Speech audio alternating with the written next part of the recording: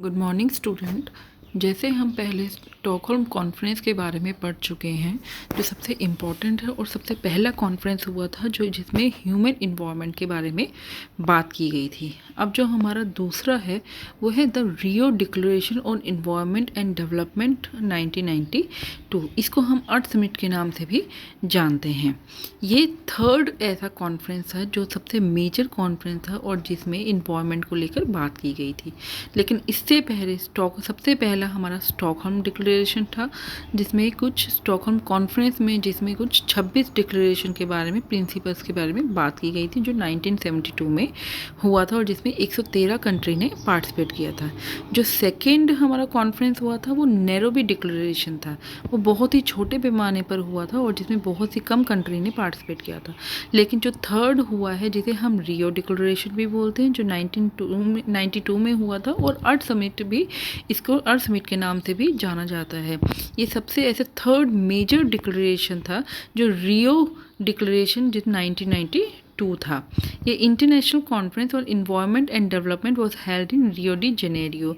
एक ब्राज़ील की कैपिटल है जो रियो डी जेनेरियो, वहाँ पर ये 3 जून से लेकर 14 जून 1992 तक किया गया था। इसमें 20,000 डेलीगेट्स ने पार्टिसिपेट किया था, जो लगभग 178 नेशन से आए हुए थे।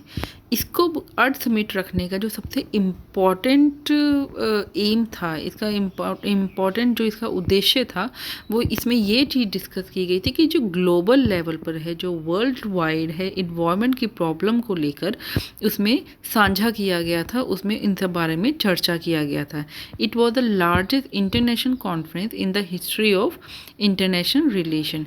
ये सबसे ऐसी इंटरनेशनल कॉन्फ्रेंस थी जो हिस्ट्री में इससे बड़ी कोई और कॉन्फ्रेंस नहीं की गई थी।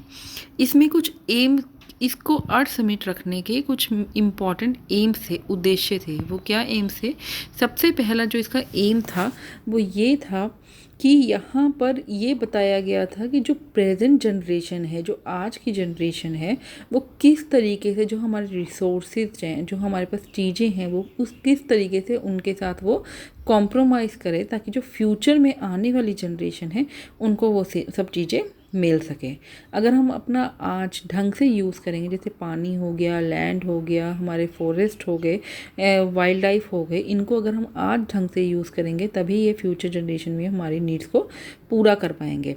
जो इसका सेकंड इम्पॉर्टेंट एम था वो ये था कि इसमें with a view to provide the principle of economic and environmental behaviour for individuals and nations of the world community.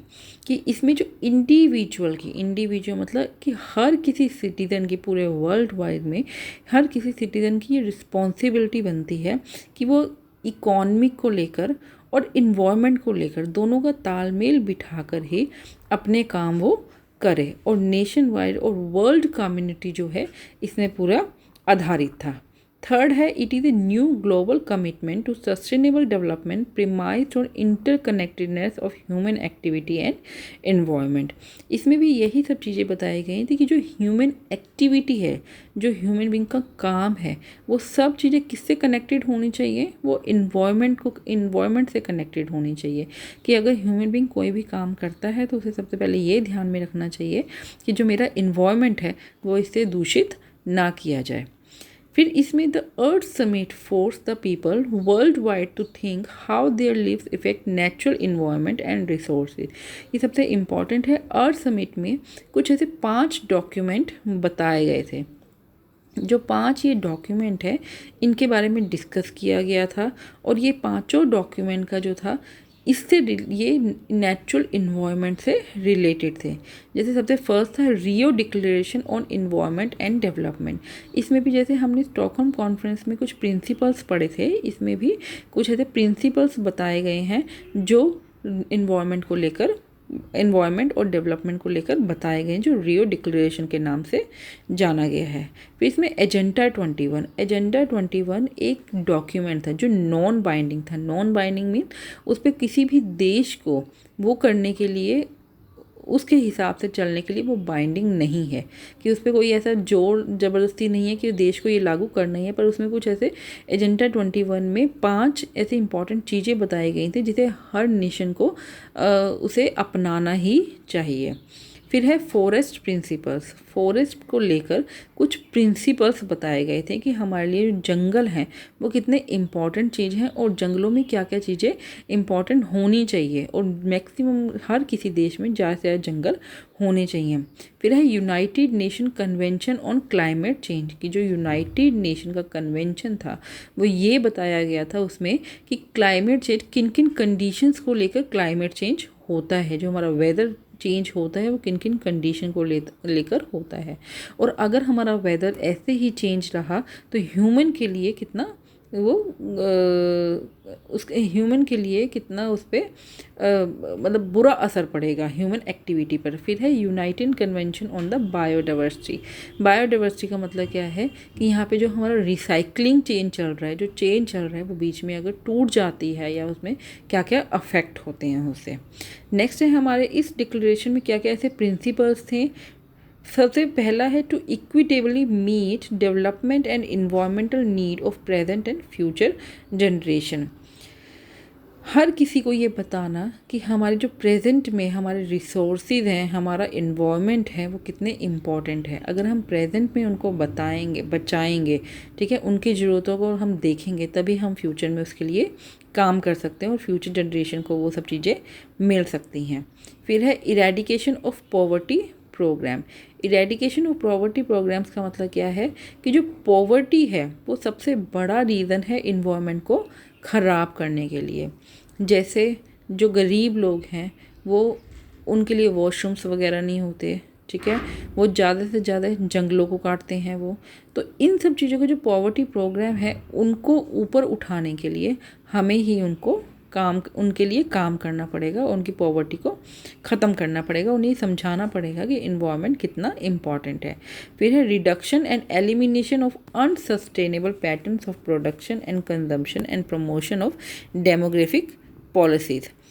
हमें वो सब चीज़ें एलिमिनेट करनी पड़ेगी, वो सब चीज़ें हटानी पड़ेंगी जो भी हमारे अनसस्टेनेबल के लिए, हमारे जो सस्टेनेबल डेवलपमेंट है उसके लिए बुरा माना जाता है। जैसे जो भी हम फैक्ट्री चलती हैं या फिर कुछ भी हम प्रोडक्शन करते हैं, कंजम्पशन करते हैं, उन सब चीज़ों में हमें ये बताना पड़ेगा कि इन्वायरमेंट के लिए क्या सही है और इन्वायरमेंट के लिए क्या गलत है। हमें उन सब चीज़ों को एलिमिनेट करना पड़ेगा। और हमें जो डेमोग्राफिक पॉलिसीज़ है, डेमोग्राफिक पॉलिसीज़ का मतलब क्या है, जो पॉपुलेशन को लेकर पॉलिसीज़ हैं उनके बारे में भी हमें विचार विमर्श करना पड़ेगा और उसको हमें प्रमोट करना पड़ेगा। फिर फोर्थ है public participation in decision making. कोई भी काम जब तक किसी पब्लिक का या इंडिविजुअल का उसमें पार्टिसिपेशन नहीं होगा तब तक वो काम सही ढंग से नहीं होगा। इसलिए हमें उनका भी एक तरीके से मत लेना पड़ेगा, उनका भी डिसीजन मेकिंग हमें चाहिए कि उनसे भी हमें पूछना पड़ेगा कि इसके लिए हमें क्या काम करना ज़रूरी है और क्या काम करना नहीं ज़रूरी है। पब्लिक के लिए भी पार्टिसिपेशन होना चाहिए। फिर है हमारा नेशनल इन्वायरमेंट लेजिस्लेशन। जो हमारा नेशनल लेवल पर, वर्ल्ड ने तो अपनी बात कर दी, जो हमारा नेशनल लेवल पर इन्वायरमेंट को लेकर हमारे जो लेजिस्लेशंस बनाए गए हैं वो भी बहुत ज़रूरी है। इन्वायरमेंट को लेकर नेशनल लेवल पर एक रूल्स एक्ट कानून बनना चाहिए जिससे अगर कोई उस चीज़ का उल्लंघन करता है तो उसके लिए उसको गुनहगार ठहराया जा सके। फिर है developing national law regarding liability and compensation for the victim of pollution and other environmental damages. हमें नेशनल लेवल पर कुछ इस टाइप के लॉ बनाने पड़ेंगे जो स्पेशली इन्वायरमेंट के लिए हो। अगर कोई भी उस चीज़ का उल्लंघन करता है, इन्वायरमेंट को सीरियसली नहीं लेता है, उसको लॉ बनाने के बावजूद भी उसको प्रदूषित करता है, तो इस कंडीशन में उसे हमें कॉम्पनसेशन लेना चाहिए। और वो कॉम्पनसेशन जो है हमें, जो विक्टिम लोग हैं जो इससे प्रभावित हुए हैं, उनको ये चीज़ें हमें देनी चाहिए हमें। फिर है 7 precautionary approach to protect the environment. हमें ज़रूरी नहीं है कि हम उस चीज़ को कम करें, हमें उसके लिए प्रिकॉशंस लेना भी बहुत ज़रूरी है। प्रिकॉशंस हम कैसे ले सकते हैं, अपने प्रिकॉशनरी अप्रोच भी होनी चाहिए। गंदगी इधर उधर ना डालें, ठीक है, पेड़ों को कम से कम काटा जाए, जहाँ उनकी बहुत ज़्यादा ज़रूरत है उनको कम से कम काटा जाए। फिर हमें डेमोग्राफिक पॉलिसीज़ भी चाहिए। पॉपुलेशन कम होगा तो वो फॉरेस्ट की तरफ नहीं जाएंगे और फॉरेस्ट भी हमारे बचे रहेंगे। फिर है 8th promoting the internalisation of environmental cost, जो हमें इंटरनेशनल लेवल पर जो इसका कॉस्ट पड़ता है एनवायरनमेंट को सही करने का, उसे भी हमें प्रमोट करना चाहिए। प्रमोट हम किस टाइप से करेंगे उसको इंटरनेशनल लेवल पर, जो भी इंटरनेशनल लेवल पर जो पॉलिसीज़ बनाई गई हैं, ठीक है, उनके हिसाब से हमें चलना चाहिए। फिर 9th, undertaking environmental impact assessment for proposed activity which are likely to have a significant adverse impact. हमें ये देखना पड़ेगा कि जो एक्टिविटीज़ हम कर रहे हैं उसका जो सिग्निफिकेंस है, उसकी जो ज़रूरत है या फिर उसका उपचार जो है वो हमें एडवर्स इम्पैक्ट कर रहा है या फिर इन्वर्स इम्पैक्ट कर रहा है, सही मायने में है या गलत मायने में। फिर 10 है role of women in environmental management and development. जो वुमेन है उनको भी आगे आकर ये बताना पड़ेगा कि इन्वायरमेंट के लिए क्या सही है, या घरेलू तरीके से हम किस तरीके से इन्वायरमेंट को हम बचा सकते हैं और उसका हम डेवलपमेंट कर सकते हैं। नेक्स्ट है हमारा एजेंडा 21। जैसे मैंने पहले बताया था कि एजेंडा 21 एक डॉक्यूमेंट है जो नॉन बाइंडिंग है। नॉन बाइंडिंग मीन वो किसी भी कंट्री पर पूरी तरीके से वो लागू ज़बरदस्ती नहीं है कि उसे लागू करना ही है, पर उसमें कुछ ऐसे रूल्स एंड रेगुलेशन बताए गए हैं जो हर कंट्री को अपनाने चाहिए, और जिसमें ये लिखा गया है साफ साफ तौर पर कि हम किस तरीके से अपने इन्वायरमेंट को, किन किन तरीक़ों से अपने इन्वायरमेंट को हम बचा सकते हैं। तो ये एजेंडा 21 जो है वो रियो डिक्लेरेशन में घोषित किया गया था, ये इसको ये डॉक्यूमेंट है। तो ये कहते हैं agenda 21 was one of the instrument, ये एक इंस्ट्रूमेंट है, मीन्स एक डॉक्यूमेंट है adopted at the United Nation conference and conference on environment and development held at Rio de Janeiro 1992। जो अर्थ समिट हुआ था, जो हमारा थर्ड सबसे मेजर कॉन्फ्रेंस हुआ था, उसमें ये डॉक्यूमेंट इंस्ट्रूमेंट इसमें एडॉप्ट किया गया था, बनाया गया था। It was a non binding instrument. Non binding instrument का मतलब क्या है कि ये किसी भी देश पर पूरी तरीके से बाइंडिंग नहीं है, ज़रूरी नहीं है। It has provided certain strategies and other detail programme to contain environmental degradation and to promote environmentally sound and sustainable development. ये एक इंस्ट्रूमेंट है, डॉक्यूमेंट है, जिसमें ये स्ट्रेटजी बनाई गई हैं, जिसमें ये इंटरनेशनल लेवल पर कुछ स्ट्रेटजीज बनाई गई हैं और वो डिटेल प्रोग्राम उनमें लिखे गए हैं किन किन तरीक़ों से जो है इन्वायरमेंट को हम डिग्रेड कर सकते हैं, मतलब उसको हम हटाने में अपना सहयोग दे सकते हैं, और कैसे हम एक सस्टेनेबल डेवलपमेंट का हम पूरी तरीके से हम सस्टेनेबल डेवलपमेंट कर सकते हैं और एक साउंड इन्वायरमेंट बना सकते हैं। It also advocates for global partnership among the world government masses and non governmental voluntary agencies for the purpose. इसके लिए ग्लोबली लेवल पर सब वर्ल्ड वाइड गवर्नमेंट्स आई, अलग अलग देशों की गवर्नमेंट ने इसमें पार्टिसिपेट किया, ठीक है। उन्होंने कुछ नॉन गवर्नमेंट एजेंसीज थी, कुछ यहाँ पर कुछ ऐसी एजेंसीज जो वॉलंटरली एजेंसी थी जिन्होंने सही मायने में काम किया गया। इन सब ने मिलकर कुछ ऐसी स्ट्रेटजीज बनाई जो इन्वायरमेंट को डिग्रेड करने में बहुत इंपॉर्टेंट थी। ये 4 पार्ट्स में डिवाइड थी। सबसे पहले है सोशियो इकोनॉमिक डायमेंशन, जिसमें ये बताया गया कि ह्यूमन एक्टिविटी किस टाइप की होनी चाहिए, उनके हैबिटेट्स क्या होने चाहिए, ठीक है, हेल्दी इन्वायरमेंट क्या होना चाहिए, कंजम्पशन क्या होना चाहिए, प्रोडक्शन पैटर्न क्या होना चाहिए और डेमोग्राफिक क्या होना चाहिए। मींस उनकी हेल्थ इश्यूज़ किस टाइप से हैं कि वो हेल्दी काम करते हैं या फिर बैठने वाला काम करते हैं, वो हेल्दी फूड खाते हैं या फिर वो किस टाइप का फूड खाते हैं। डेमोग्राफिक, उनकी जो पॉपुलेशन ग्रोथ है वो किस टाइप के, ये अलग अलग देशों का था। फिर है उसकी कंजम्पशन एंड जो प्रोडक्शन पैटर्न है, ठीक है, कंजम्पशन मतलब कि वो किस टाइप से खाते हैं या क्या। और फिर सेकंड था उनकी जो प्रोडक्शन है, मतलब वो जो उनकी एक्टिविटी है वो किस टाइप से काम किया जाता है। सेकंड है कंजर्वेशन एंड रिसोर्सेज मैनेजमेंट, मतलब उनका जो एटमॉस्फेयर है वो किस टाइप का है, ठंडा एरिया है, गर्म एरिया या बहुत ज़्यादा गर्म एरिया है। फिर है फॉरेस्ट, वाटर वगैरह, उनका ये सब चीज़ें, वेस्ट एटसेट्रा, उसके लिए क्या क्या इंपॉर्टेंट चीज़ें की गई हैं। जैसे सऊदी अरेबिया है, वहाँ पे पानी बहुत कम है, पेट्रोल बहुत ज़्यादा है, ठीक है।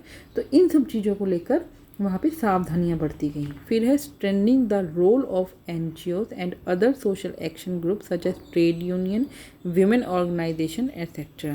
फिर ये बोला गया कि हर किसी देश में जो नॉन गवर्नमेंट ऑर्गेनाइजेशन है या फिर जो सोसाइटी के लिए एक्शन किया जाता है, गवर्नमेंट का एक्शन होता है, या फिर वहाँ पे कुछ ट्रेड यूनियंस है या फिर वुमेन ऑर्गेनाइजेशन है, वो किस तरीके से मिलकर काम करती हैं, वो इन्वायरमेंट के लिए कुछ अपना साझा काम करती हैं या नहीं करती हैं। फिर है मेजर ऑफ इम्प्लीमेंटेशन, कि उनकी जो फाइनेंस वो डेवलप्ड कंट्री है या डेवलपिंग कंट्री है, उनकी फाइनेंस कंडीशन कैसी है, इंस्टीट्यूशनल जो है वो उसमें काम कर रहे हैं या नहीं कर रहे, फंडिंग इनमें इकट्ठी हो सकती है या नहीं हो सकती। The agenda has various provisions for the management of toxic chemical hazardous waste। इस एजेंडे में ये भी बताया गया कि जो फैक्ट्रियों से निकलने वाले टॉक्सिक केमिकल्स हैं, ठीक है, जो घातक पदार्थ हैं, उनका निकाला उन वेस्ट का कहाँ पर जाता है, या फिर वो सॉलिड है या फिर वो सीवेज सॉलिड है, मतलब वो सॉलिड मटेरियल होता है जो गंद में आता है या फिर वो लिक्विड में आता है जो नदियों में जाता है। फिर है रेडियो एक्टिव वेस्ट या बायोथर्मल, कि उनका दोबारा यूज़ किया जा सकता है या फिर वो नहीं किया जा सकता है। Further other provision for the protection of ocean, seas, coastal area, quality supply of fresh water resources and atmosphere has been provided. फिर ये बताया गया कि जो उनके आसपास का एरिया है, नदियाँ वगैरह हैं या फिर पीने का पानी है, वो कितना वो साफ़ है या वो दूषित है। और ये भी बताया गया कि हम सी में, मतलब समुद्र का हम किस टाइप से, या फिर क्वालिटी जो सप्लाई है, पानी की सप्लाई है, वो किस तरीके से है।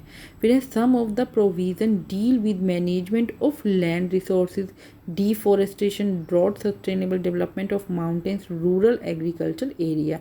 इस एजेंडा 21 में सब चीज़ों की बात की गई जो भी इन्वायरमेंट से रिलेटेड है, जैसे लैंड रिसोर्सेज, लैंड कैसा है, उपजाऊ है या नहीं है, कितना लैंड जो है, फॉरेस्ट के बारे में बात की गई, ठीक है, डिफॉरेस्टेशन के बारे में बात की गई कि कितने हद तक यहाँ पे फॉरेस्ट है और कितने हद तक ज़रूरत है कि उनको काटा जाए। फिर है सस्टेनेबल डेवलपमेंट ऑफ माउंटेन्स, कि किसी भी कंट्री के लिए माउंटेन्स की आवश्यकता को बताया गया कि वो कितने माउंटेन्स, वेदर के लिए, क्लाइमेट चेंजेस के लिए हमारे माउंटेन्स कितने ज़रूरी हैं। फिर है रूरल एग्रीकल्चर एरिया, फिर रूरल एग्रीकल्चर एरिया के बारे में बताया गया कि कितना लेवल जो देश है वो एग्रीकल्चर पर डिपेंड होता है। स्टूडेंट, आज हमारे यहाँ पे EVS हमारा ख़त्म होता है। Thank you so much.